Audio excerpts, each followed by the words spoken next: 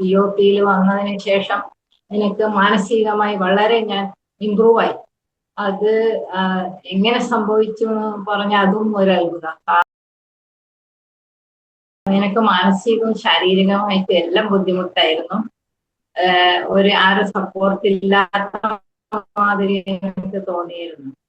2-3 ദിവസം ഈ മുദ്ര ചെയ്തപ്പോഴേക്കും എന്റെ കാലിന്റെ ഹിപ്പ് ജോയിന്റിനൊക്കെ ഭയങ്കര വേദനയായിരുന്നു. അത് അത്ഭുതം പോലെയാ കുറഞ്ഞത്. ഭയങ്കര അത്ഭുതം തോന്നി. സാറിനോട് എനിക്ക് ഭയങ്കര നന്ദി.